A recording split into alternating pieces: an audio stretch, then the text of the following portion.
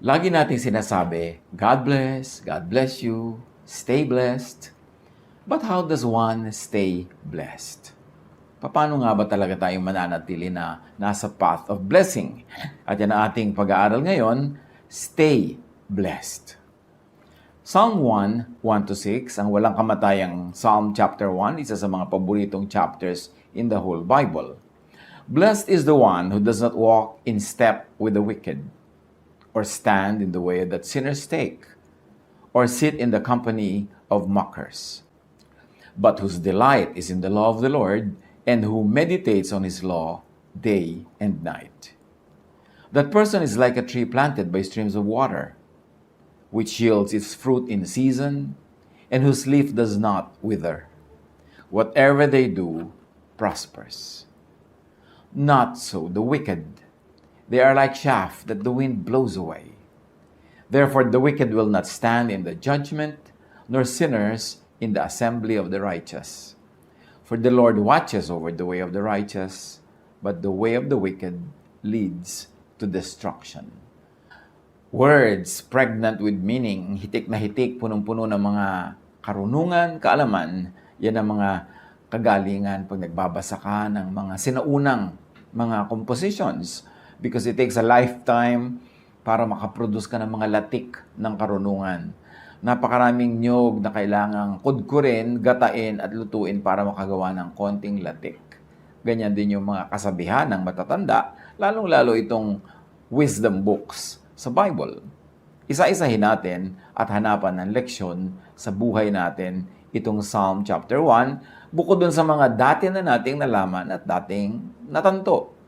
Psalm 1, verse 1. Blessed is the one who does not walk in step with the wicked, or stand in the way that sinners take, or sit in the company of mockers. So ang tinutukoy dito, the wicked, the so-called sinner, the mocker versus God, or God's moral law. Ang una siyempreng papasok sa ating isipan pagka merong wicked, sinner, or mocker, ang binibreak niya God's moral law. Yung bang law of what is right or wrong. But remember, moral law is not always equated with religious law. Hindi lahat ng religious law correct. Hindi lahat ng religious law tama. Pero yung moral law ng Diyos, yung tama, tama, yung mali, mali. So, differentiate moral law from religious law. Yung moral law, yun yung universal law of God of what is good and what is bad. Samantala yung mga religions, all religions of the world, may mga sarili sila mga ginawang conventions of what is right and wrong. And most of those conventions are attuned to their values, to the needs of the times, even to their politics. So, ang gawin natin ngayong reading, that the wicked, the sinner, and the mocker is that who is against God's moral law and natural law. Ito isang extended reading and interpretation. Kasi magtataka yung iba, bakit po sumusunod naman ako sa God's moral law? I always do what is good. I prevent doing what is bad. Pero hindi pa rin yata ako blessed. Kasi may nawawala sa equation that God has two types of laws. One is the moral law, yung talagang covered by morality clauses of what is right and wrong. And then there is the natural law. Ibang-ibang province ito, ibang-ibang usapan. Kasi yung natural law, for instance, yung leon, kakainin niya yung usa, bad ba yun? Bad yun kung usa ka, pero kung leon ka, good yun, kasi yan ang talagang itinakdang pagkain nila. So, merong natural law, merong moral law. Merong mga taong, yes, good, na ibinibigay ko yung pagkain ko sa mga mahihirap, sa mga kapuspalad, pero pag hindi ko pinakain ng sarili ko, aandar din yung natural law na madedeprive ako, magiging undernourished ako, at pwedeng mauna pa ako mamatay kaysa doon sa mga taong maralita na pinapakain ko. So, dapat sinusunod mo yung moral law at yung natural law. That being settled, we can proceed. Napakahalaga na ating isipin na ang pagpapakilala ng Diyos yung sa kanyang moral law, which is encoded in religious scriptures. Kaya lang nga, many different religious scriptures also differ in what is right and what is wrong. So, meron pang isang magandang pagkakakilala sa Diyos, and that is through natural law. Dahil definitely, kung ang mga religious laws ay pwedeng pakialaman ng tao, pwede nilang i-edit o pwede nilang i-slant sa kanilang mga biases, nobody can slant natural law. Talagang God ang may gawa niyan at walang pwedeng makialam. Therefore, it is a pure image of God.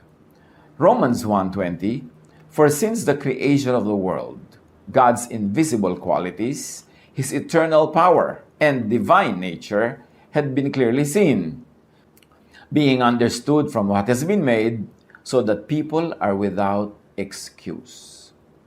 So sinasabi, lalong malinaw ang pagpapakilala ng Diyos sa kanyang puso, sa kanyang isip, sa kanyang pagiging Diyos sa pamamagitan ng mga nilikha niya, natural creation.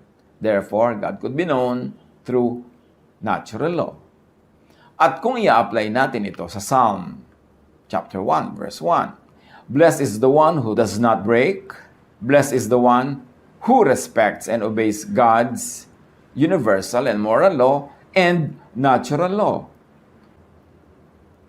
Psalm 1:2, "But whose delight is in the law of the Lord, and who meditates on His law day and night." Blessedness daw na ikatuwa mo, ipagdiwang mo, ipagbunyi mo ang law of the Lord. Yung moral law. Na kung yung tama sa Diyos, agree ka rin, tamang-tama sa'yo.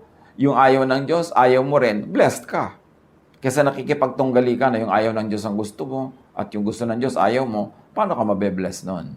So yung moral law, mahalaga, agree ka dyan, pero dinagdagan nga natin yan ng isang angle ng natural law. Blessed ka kung nagde-delight ka rin, nagbubunyi, natutuwa at sumusunod sa natural law. Meaning, para ka umani, magtanim ka. Para ka matulog ng mahimbing, linisin mo ang iyong konsyensya. Para ka lumusog, kumain ka ng tama, magpahinga ka. Sinusunod mo rin ang natural law. Blessed ka nun. Kasi maraming tao, they struggle to really, and they strive very hard to obey God's moral law. At doon pasado sila. Pero they fail sa pag-respect sa God's natural law.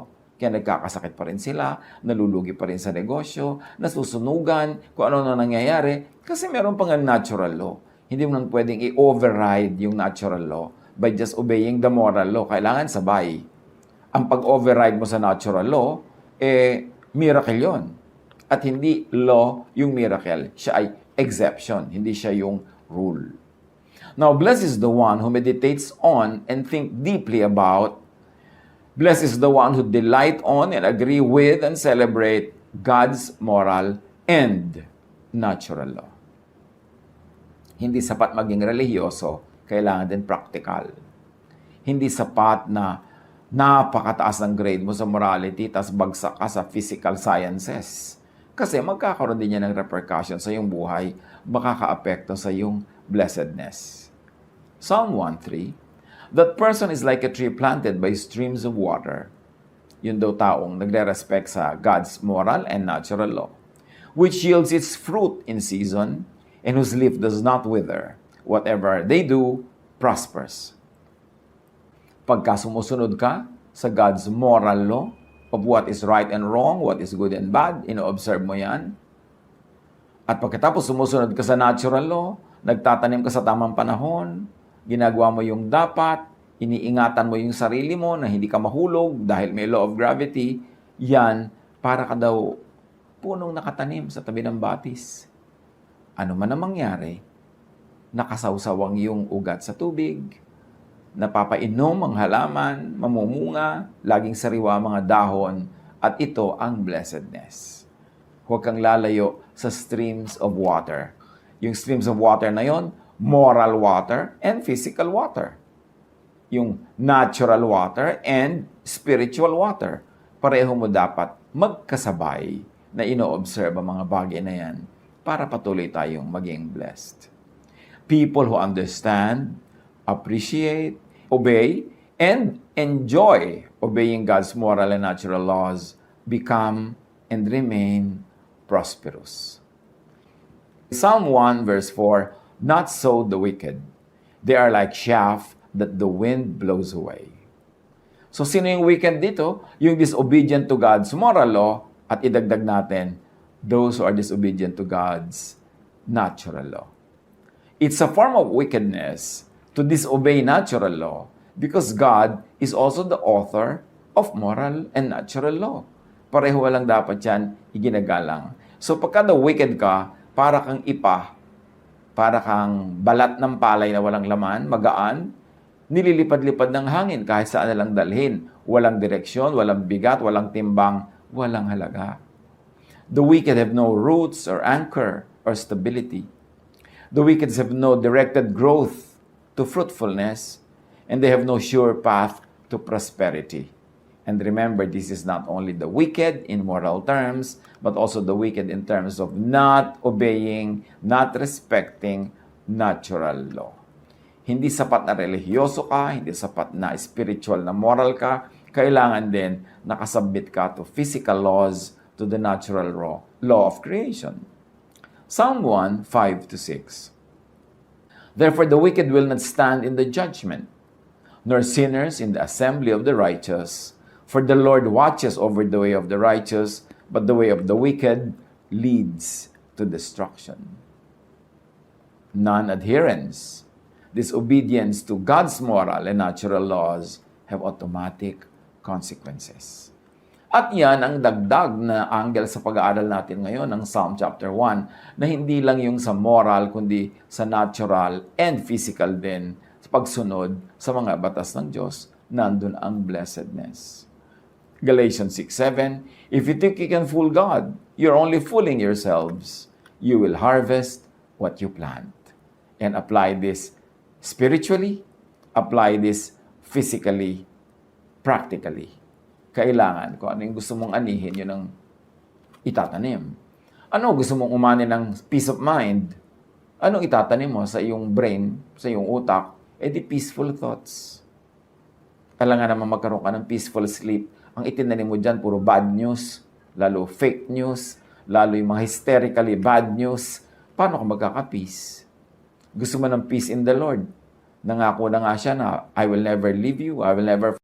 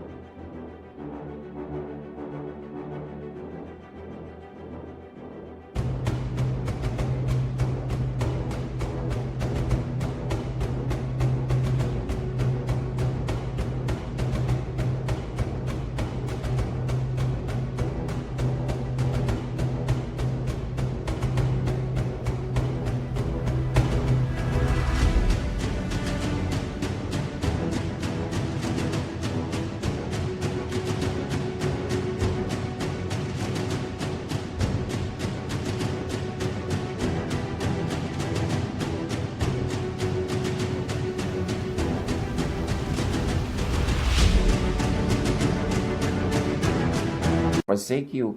I will always take care of you. Tapos ang lagi mong iniisip, mga nakaka-torture na idea ng mga end times, na according to Matthew 24, tapos na nga. Pero gusto mo pang hindi pa tapos, gusto mo mangyayari pa lang, ninenervyos ka tuloy. So ang bunga ay gulo kasi ang tanim ay gulo. Both physical and spiritual pagtatanim ang pinag-uusapan natin. Yung ang gusto mo, ang ani mo, masagana ka, marami kang savings, kaya anong tanim mo? Nagtanim ka ba ng pagsisikap? Nagtanim ka ba ng sipag? Nagtanim ka talaga ng diskarte? Nagtanim ka ng pagtitipon, pag-iimpok? O ano tinanim mo? Kung itinanim mo kasi katamaran, ang itinanim mo paggastos sa walang habas, ang itinanim mo wala kang ginagawang paghahanda, siyempre ang aanihin mo yun din. O anong itinatanim mo emotionally sa iyong puso? Pag-ibig sa kapwa.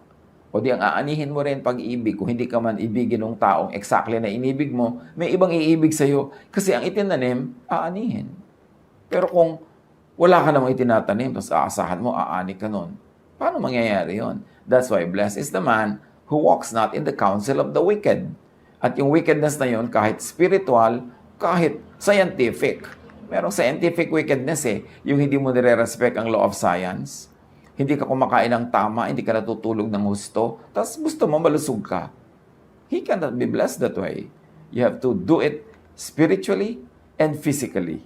naturally and spiritually. Sabay. For survival, growth, and fruitfulness, know God's universal moral law as taught by Jesus and as taught by others, but filtered through Jesus and affirmed by Jesus. Ano bang tama? Anong mali? Siyempre, Jesus is Lord of Lords. By Him, everything should be measured. He is in the center of everything. He is the one who holds everything together. So, isipin mo, ano ang mali at tama? Yung sabi ni Jesus.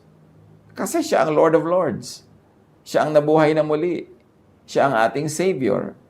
Pag may sinasabi ang ibang religious persons, pag may sinasabi ang ibang chapters, verses, na kontra sa sinasabi ni Jesus, dapat hindi ka malito kung kanino ka dapat sumunod. Ngayon, yung marami namang mga ibang teachers, ibang verses, ibang chapters, ibang books, may mga katuroan din kung anong tama, sundin.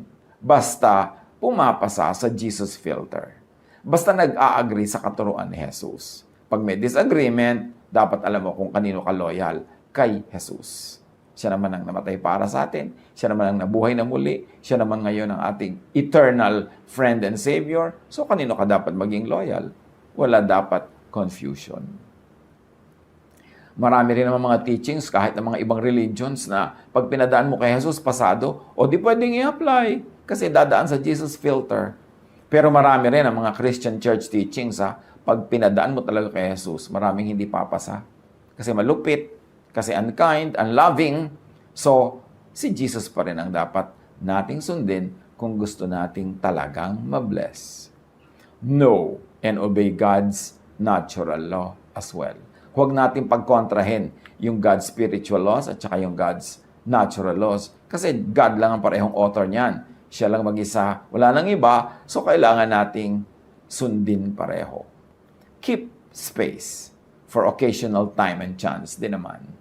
Hindi naman laging natural law na pag may ginawa kayo ng bunga, kung minsan ginawa mo, tapos na iba yung bunga o hindi na bunga, sabi yan sa Ecclesiastes 9:11-13, time and chance. Meron daw talagang kung minsan ay dinadat na ng alat sa buhay. I saw other things in this life that were not fair. The fastest runner does not always win the race. The strongest soldier does not always win.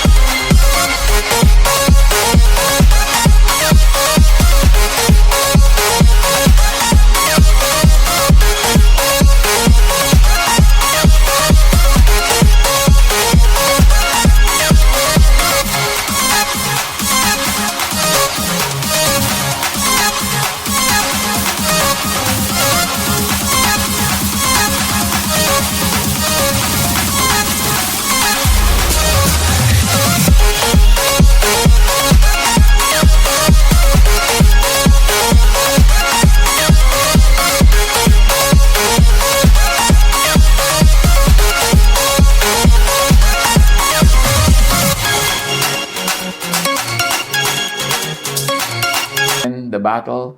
Wise people don't always get the food.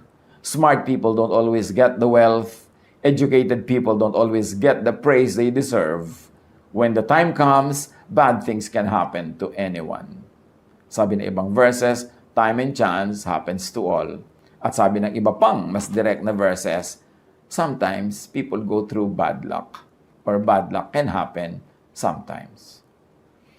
So generally, know, appreciate, obey God's will expressed in Jesus-filtered moral law and natural law. Idinidiin natin yung Jesus-filtered kasi hindi lahat ng moral and religious laws pasado kay Jesus. Merong mga expired na dahil dumating na si Jesus. So huwag na ipagpilitan yon. Meron naman mga luma pero pasado pa rin, loving pa rin, kind ng application, tuloy dapat yon. But remember, ito ang source ng kabiguan, ng frustration ng maraming relihiyoso. They are very religious. They are very fastidious and strict in obeying moral laws, pero pinapabayaan nila ang pagsunod sa natural law. Hindi nila ginagawa yung practical. hindi ginagawa yung dapat na hinihingi ng kalikasan. So, natatalo sila in that aspect. Kahit anong dasal ang gawin mo para ka pumasa sa isang exam, kung hindi mo ginawa yung natural law, hindi mo sinunod na nag-aral ka, tapos tinandaan mo talaga yung pinag-aralan mo, tapos hindi ka nagpahinga before the exam, kaya yung katawan mo wala sa kondisyon, kahit magdasal ka na magdasal, hindi yun automatic na papasa ka. Ngayon, kung pumasa ka dahil sa dasal, miracle. Pero ba't ka naman aasa sa miracle? Bihira mangyari yon, tsaka hindi mo alam kung kailan yun magte-take effect. So, gawin mo yung mas madali, yung mas natural, yung mas under your control. Obey natural law. You want to be blessed? Be morally upright. And also be upright in terms of respecting natural law. Be planted where it is practical that you would, and that you could expect that you would bear fruits. Hindi itatanim ang sarili mo sa isang very barren land, tapos dasal ka ng dasal na maging fruitful ka. Pwede mangyari yan, pero miracle nga yun. And don't always expect a miracle to happen because it's exemption to the rule, not the rule. Obey natural law. Be blessed, stay blessed.